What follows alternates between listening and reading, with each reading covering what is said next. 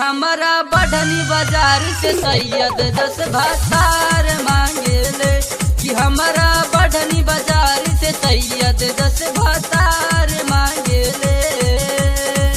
मीनवा चाहेले मीनवा का चाहेले मीनवा चाहेले मीनवा का चाहेले कि हमारा बढ़नी बाजार से सैयद 10 भातार मांगेले कि हमारा बढ़नी बाजार से सैयद 10 भातार मांगेले।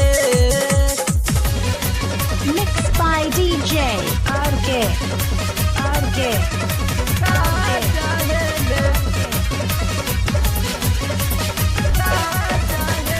Mixed by DJ RK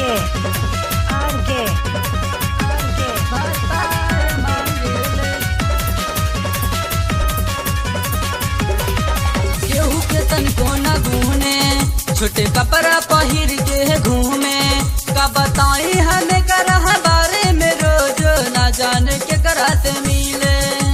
केहू के तनिको न घूने छोटे कपड़ा पहिर के घूमे का बताई हमें करा बारे में रोज न जाने के करा से मिले। रोढ़िया देखा के चाका जाम करेले रोढ़िया देखा के चाका जाम करेले कि हमारा बढ़नी बाजारी से सैयद 10 भातार मांगेले कि हमारा बढ़नी बाजारी से सैयद 10 भातार मांगेले भातार मांगेले। Mixed by DJ RK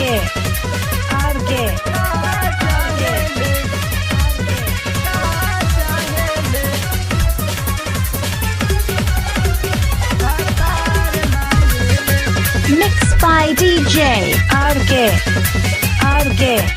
सुना जहर के पूरी तोहर फैसनी हजारी उड़ी सुगी दहिया भेटैबू कहानी से तोहर भीतरी लदी उड़ी। सुना जहर के पूरी तोहर फैसनी हजारी उड़ी सुगी दहिया भेटैबू कहानी से तोहर भीतरी लदी उड़ी। अंशु दीवाना से बात करेले अंशु दीवाना से बात करेले कि हमारा बढ़नी बाजारी से सैयद 10 भातार मांगेले कि हमारा बढ़नी बाजारी से सैयद 10 भातार मांगेले। मीनवा